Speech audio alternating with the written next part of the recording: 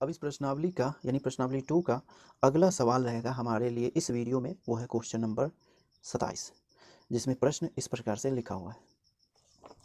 Question number 27 में बताया जा रहा है कि 10.5 सेंटीमीटर त्रिज्या वाले धातु के एक ठोस गोले को पिघलाकर 3.5 सेंटीमीटर त्रिज्या और 3.0 सेंटीमीटर ऊंचाई वाले कितने शंकु बनाए जा सकते हैं। अर्थात इस प्रश्न में हमें बताया जा रहा है कि एक धातु का गोला है, ठीक ना, जिसकी त्रिज्या है 10.5 सेंटीमीटर और इस गोले को पिघलाया जाता है और छोटे छोटे शंकु बनाए जाते हैं। शंकु का जो मेजरमेंट दिया गया है, बोला जा रहा है कि इसके आधार की त्रिज्या है 3.5 सेंटीमीटर और ऊंचाई है 3 सेंटीमीटर। तो ऐसे छोटे छोटे कितने शंकु बनेंगे, यह हमें बताना है। सबसे पहले क्या बताया जा रहा है कि एक गोला है, तो गोला हम इस प्रकार से समझ लेंगे। ये गोला है, इस तरीके का एक गोला है, ठीक। त्रिज्या के बारे में बताया जा रहा है कि यह है 10.5 सेंटीमीटर और इसे पिघला करके इस तरीके से छोटे छोटे शंकु बनाए जाते हैं, ठीक ना, छोटे छोटे शंकु। तो ये इस प्रकार से जो छोटे छोटे शंकु होंगे, कितने होंगे वो निकालना है हमें। यानी यहाँ पर इस प्रकार से जो छोटे छोटे शंकु बन रहे हैं ना, उस सब की संख्या हमें कितनी संख्या में बनेंगी वो नहीं चाहिए, ठीक। तो इसके मेजरमेंट की बात करें तो इसकी ऊंचाई है 3.0 सेंटीमीटर और इसकी त्रिज्या है 3.5 सेंटीमीटर, ठीक। त्रिज्या है, व्यास नहीं, त्रिज्या है 3.5 सेंटीमीटर, ठीक। तो इस गोले के जो मटेरियल होगा, उसी मटेरियल से छोटे छोटे शंकु बन रहे हैं, है ना। तो सभी शंकुओं का आयतन और इस गोले का आयतन दोनों आपस में बराबर होगा, ठीक। तो लिखेंगे माना इन शंकु बनाए जाते हैं, है ना। अब चूंकि इन शंकु का आयतन, इन शंकु का आयतन बराबर हो जाएगा गोले का आयतन, ठीक। तो इन शंकु का आयतन का मतलब इन शंकुओं का आयतन है ना, इन शंकुओं का आयतन होगा।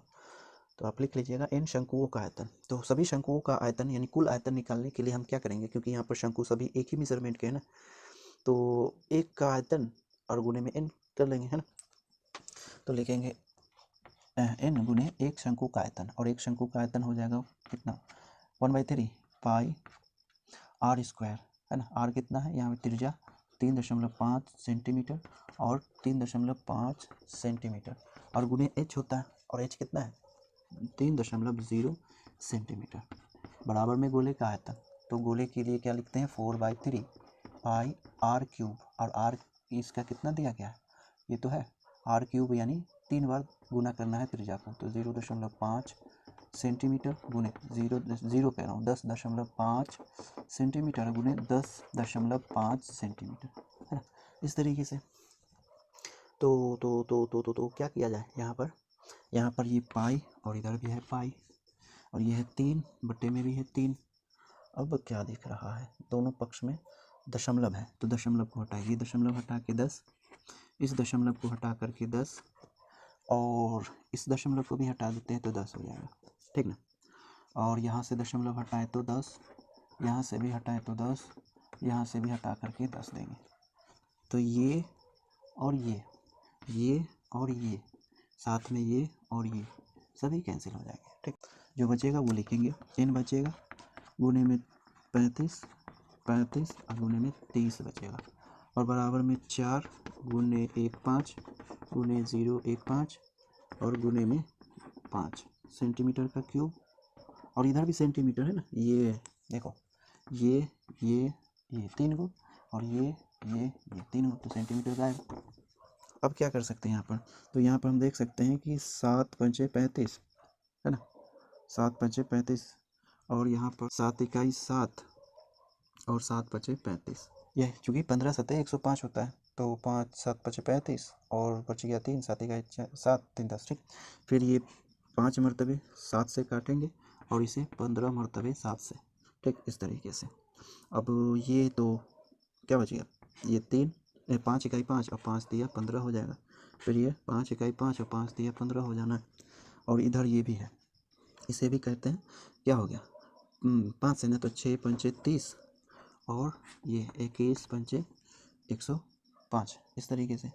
फिर ये 6 है ना, तो 2 बार एक बार लिख ही लेते हैं। तो 6 n गुने 6 बराबर 3 गुने 3 गुने 21। अच्छा ये 4 भी है ना, 4 यहाँ लिख देते हैं, यहाँ फिर से लिखते हैं 4 गुने 3 गुने 3 गुने 21, इस तरीके। तो यहाँ पे कर सकते हैं 3 इकाई 3 और 3 दूना 6 और 2 इकाई 2 और 2 तिया 6, ऐसे कर सकते हैं ना। तो n कितना हो जाएगा यहाँ पर, 2 गुने ये बच गया 3 और वो ये हो गया ये 21। तो 3 दूना 6 है ना, 6 इकाई 6, 3 दूना 6 और 6 दूना 12, 126। तो यहाँ पर कुल शंकु की संख्या कितनी हो जाएगी, 126। अतः n यानी शंकुओं की संख्या 126, यानी यहाँ पर 126 छोटे छोटे शंकु बनेंगे। ठीक है ना, तो आप इतना नोट करिए।